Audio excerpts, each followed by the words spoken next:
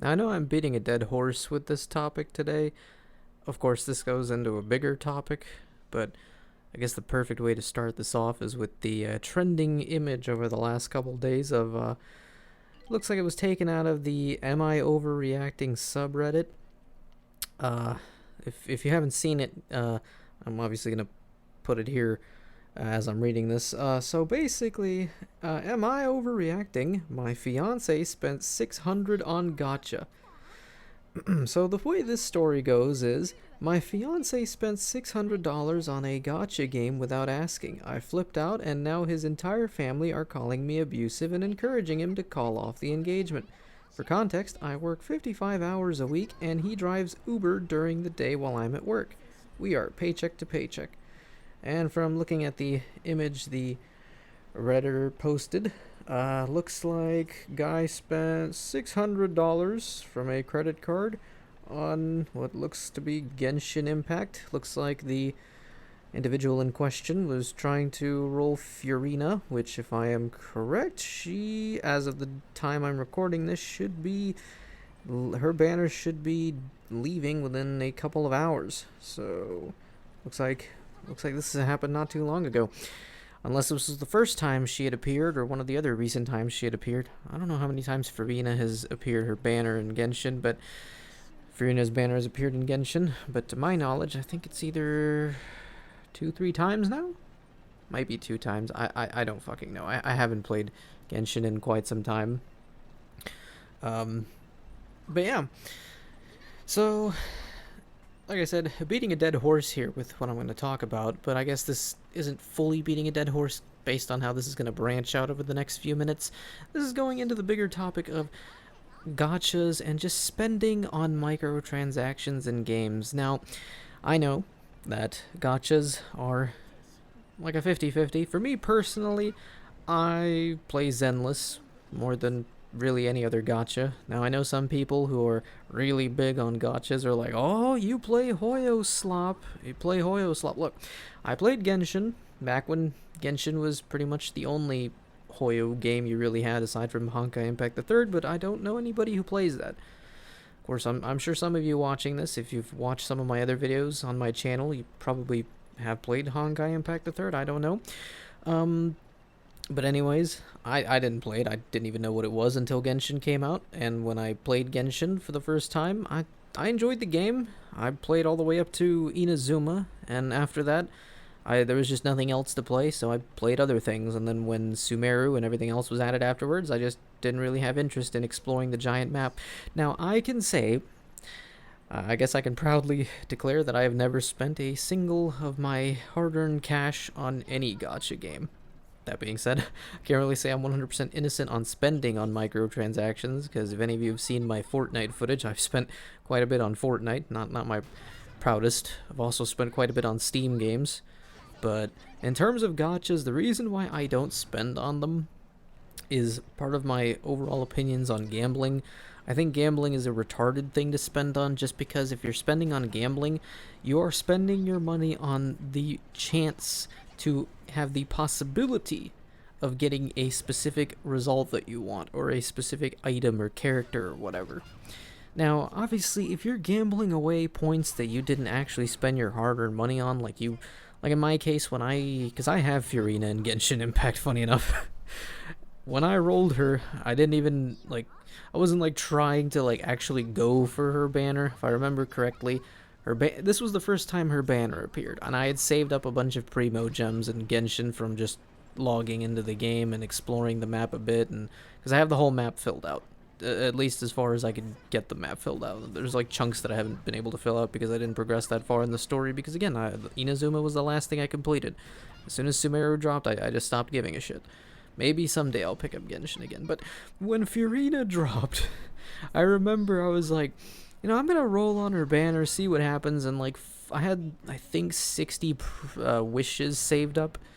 So, because I again, just months of not playing Genshin and just doing events for primos here and there managed to get me 60 primos. I think I used 40 of them, and I got Furina within 40 rolls, so She sits she comfortably sits in my inventory, not just collecting virtual dust, since I don't really use her because I didn't really bother trying to level her up at all.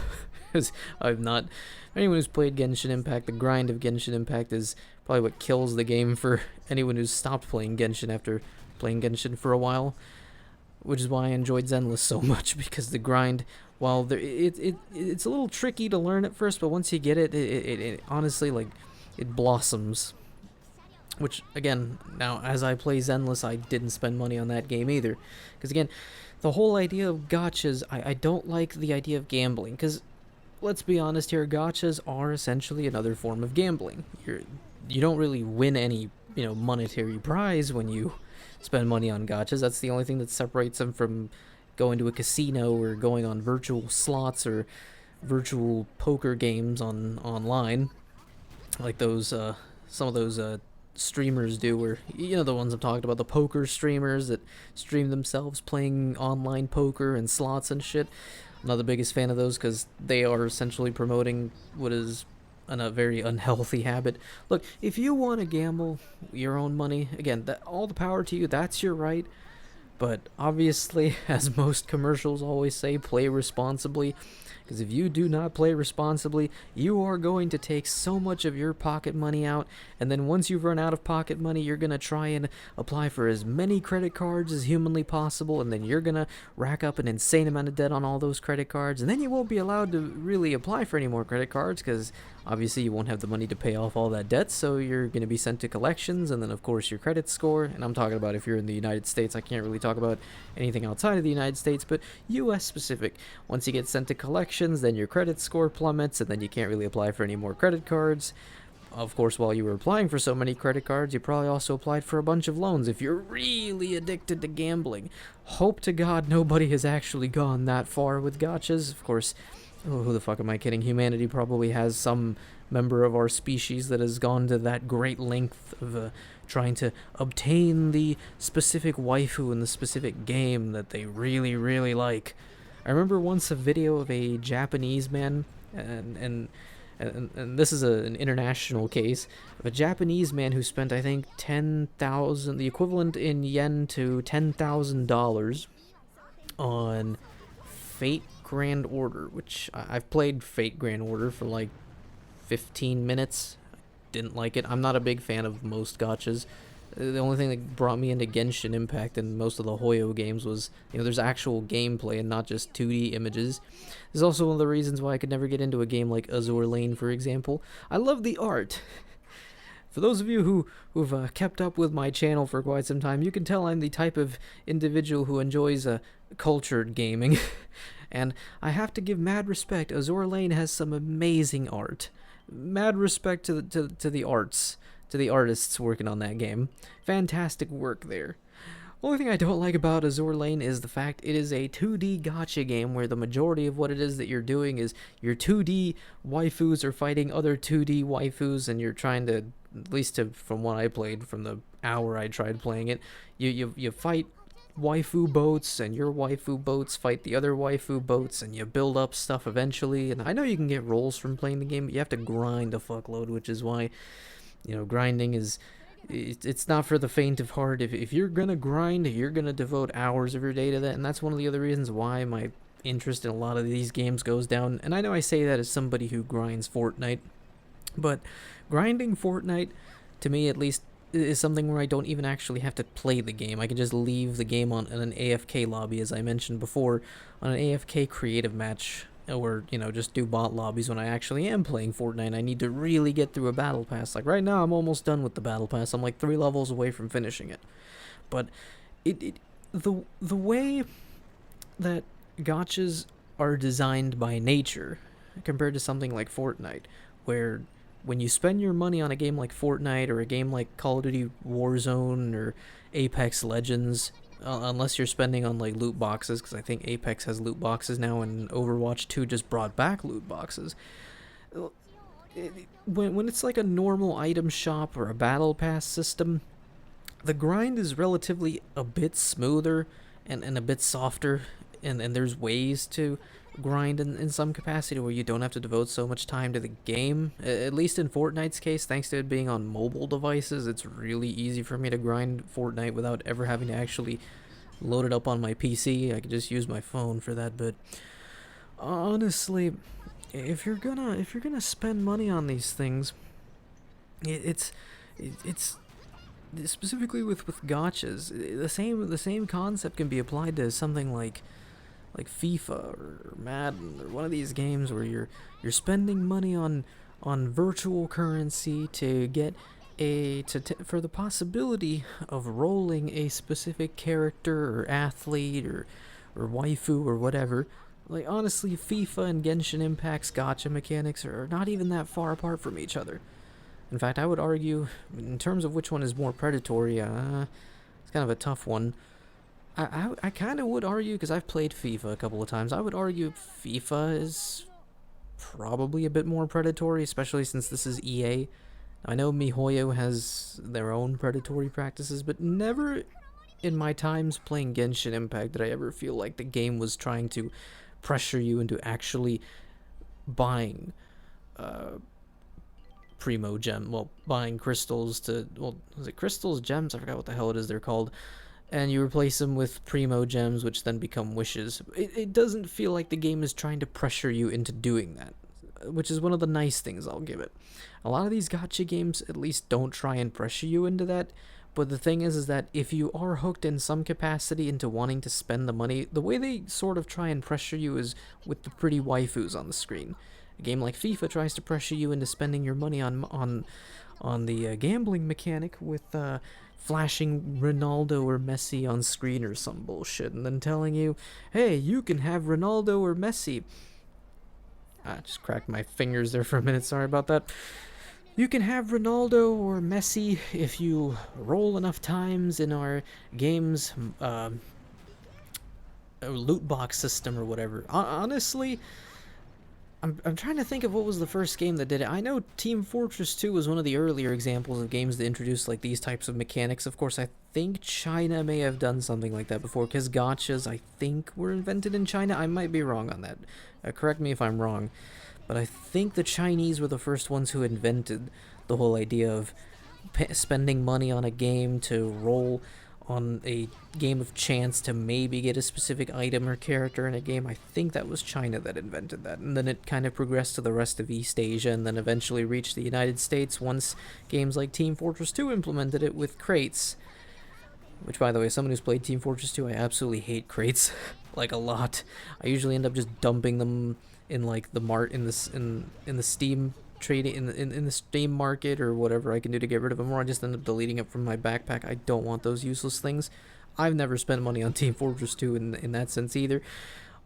Of course, I have spent money on, was it one of those TF2 trading websites. Of course, I've only spent like, I think, $1, and that was just to reclaim a bunch of items I lost back when I was younger, and back when I was a youngin', and TF2 had just introduced trading. I had made the terrible mistake of being scammed by somebody on the internet. You can't really blame me. I was like 13 years old at the time, so I got scammed out of a bunch of my items. But obviously, as I got older and had my own income and all that, I made back all those items. They don't really cost anything anymore, because TF2's economy is not what it used to be like 10 years ago.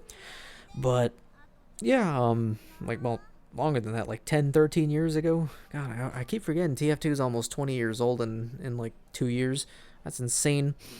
But no, the whole thing about spending money on games, on gacha games, and on loot boxes, I don't like the mechanic. I think it's a very shitty tactic by a lot of gaming companies, because a lot of these gaming companies do hire people who are experts in psychology to at least know what gets the dopamine receptors in the mind working, because one of the things that makes gambling so addictive is the fact that it releases dopamine in the mind.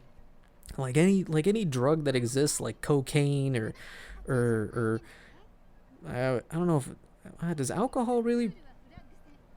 No, I don't think alcohol release. I'm not a medical expert, so I don't know what exactly alcohol releases. I know alcohol's a downer. I know cocaine, I think, is one of the ones that is an upper. I'm trying to think which ones release dopamine. There's a couple of them that release dopamine. I think marijuana releases dopamine. or LSD. Well, they release dopamine to some extent. I'm just going to say that for now. Again, correct me if I'm wrong, but your brain releases dopamine when it's pleasured by something. Drugs are one of those things that artificially create dopamine for your brain to spew out because you're really enjoying the experience of whatever the drug is doing. Sex is another one of those things that releases heavy amounts of dopamine because, again, your brain is in a state of pleasure. It's in a state of being pleased by something. Gambling, unfortunately, is one of those other things because gambling relies on the whole notion of there is the chance that you will get this specific item, or you will win the big payout, or you will get the waifu, or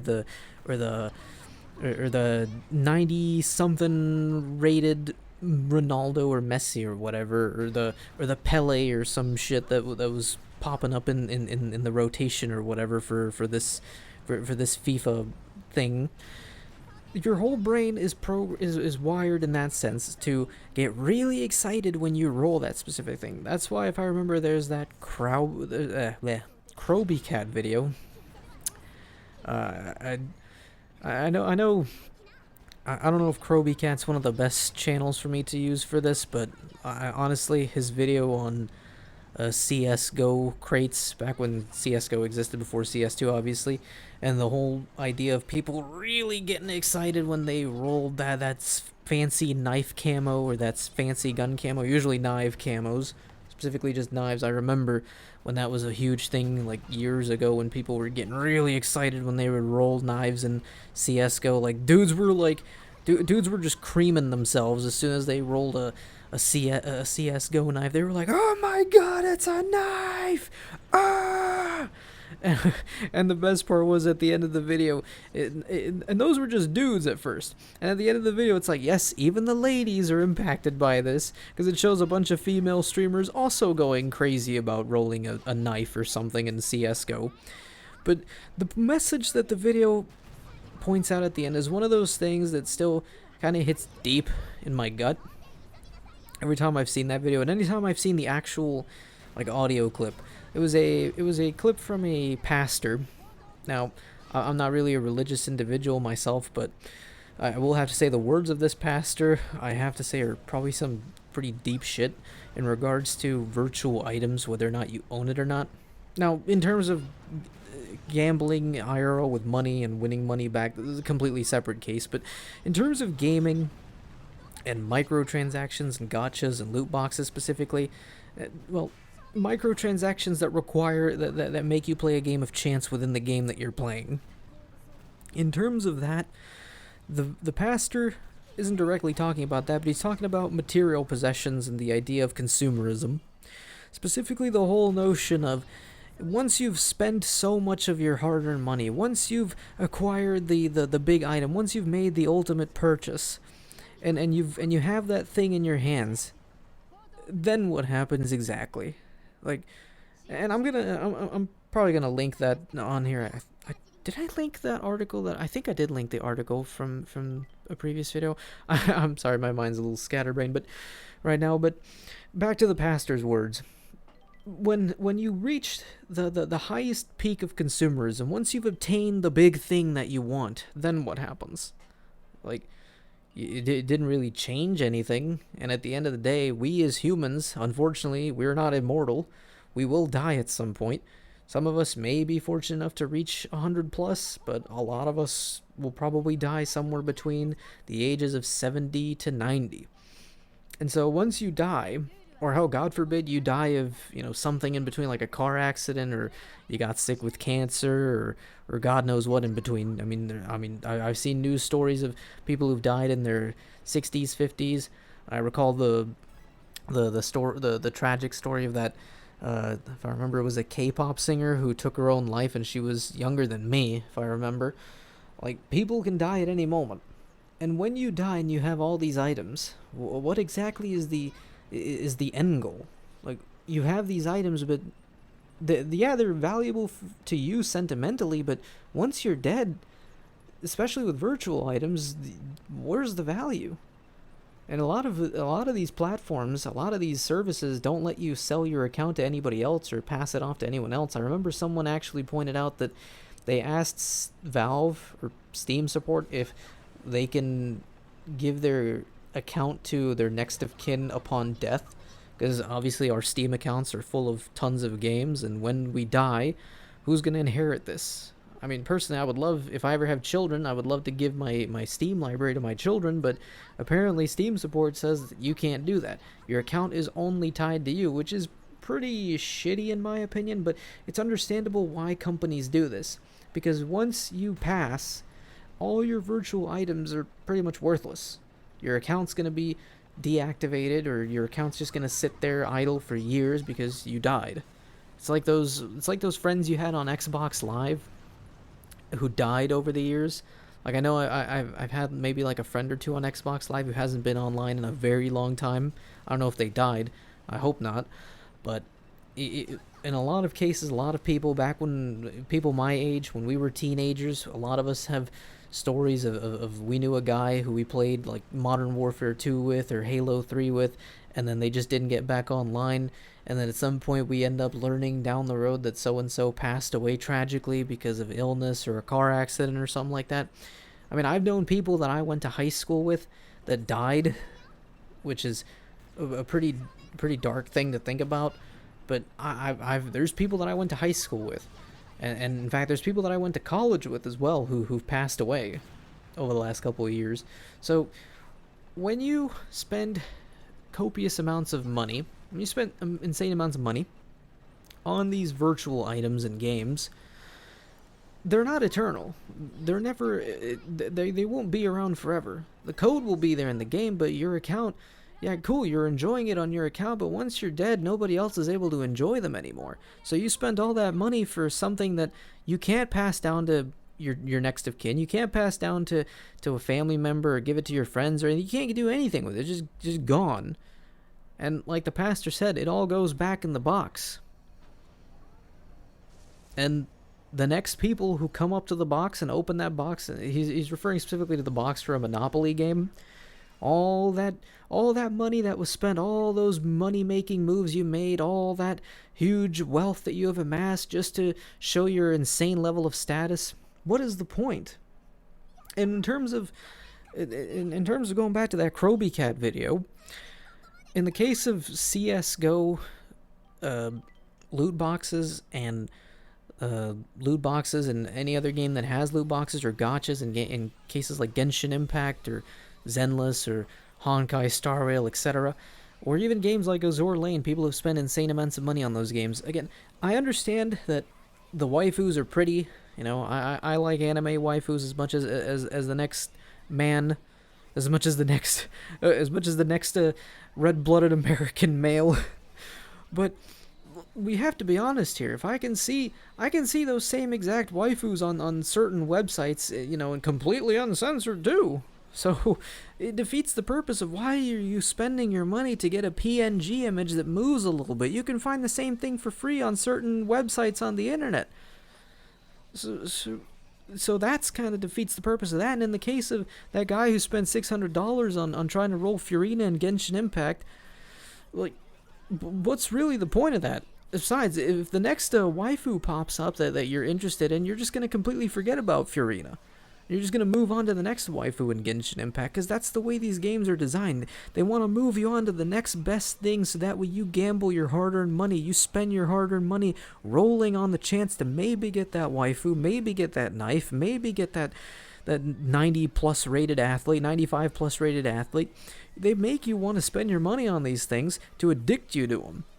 Once they got you hooked and you've climbed the ladder of the highest, once you've obtained the waifu or the character that you want or whatever, the knife, then what happens? Once you've leveled up the character, the max and all that, cool.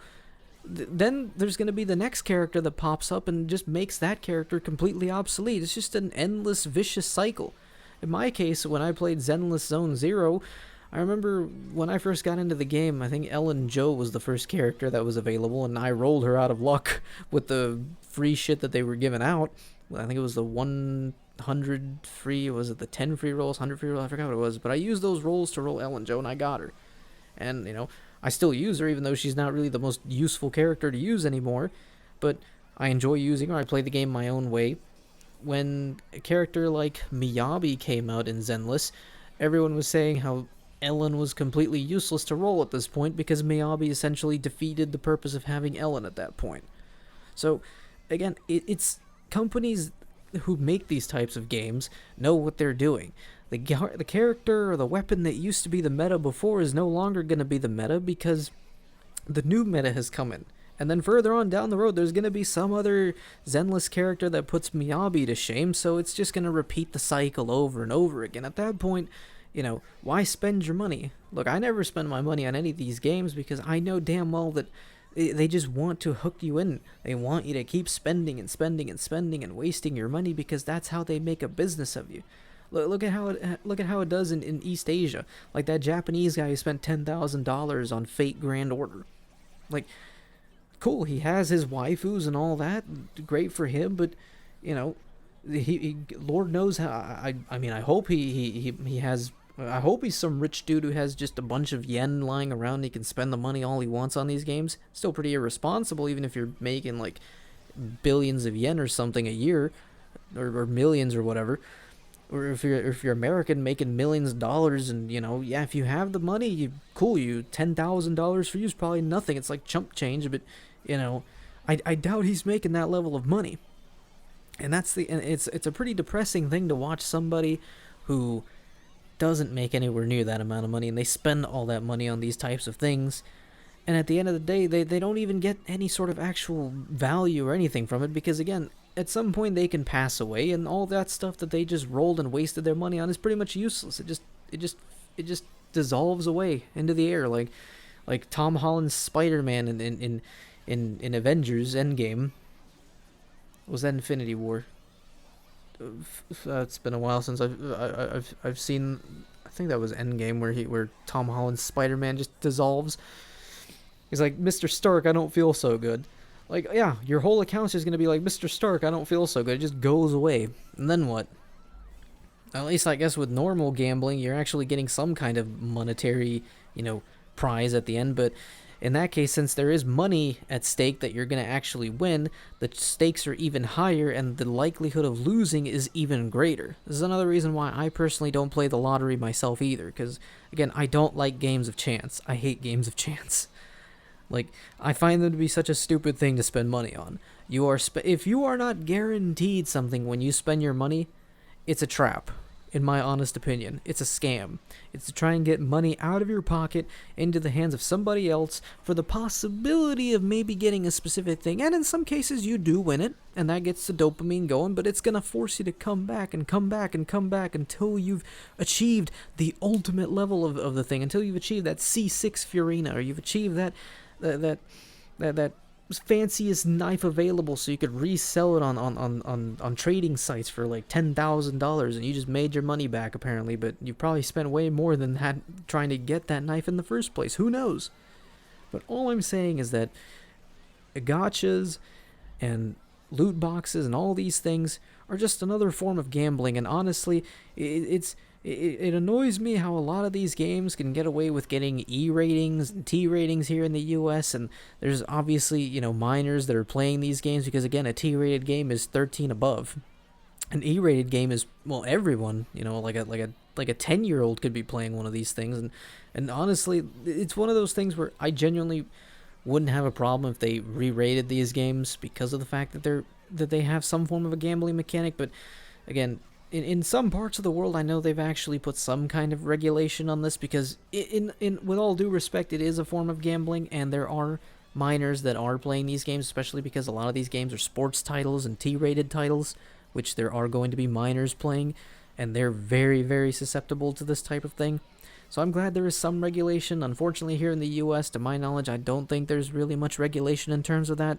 Hoping there will be someday, but if there's anything to take away from this yap session of mine, I think that's what I'm going to call these things from now on, yap sessions. If there's one thing to take away from all this, it's don't spend your money on anything that has a gambling-like mechanic to it, because it's going to really, really bite you badly in the ass down the road, and you're just going to get addicted to it. Gambling is one of the worst drugs someone can get on, aside from actual drugs themselves. Don't do it. It ain't worth it, bruh. Anyways, thank you for watching, and y'all have a great day. Peace.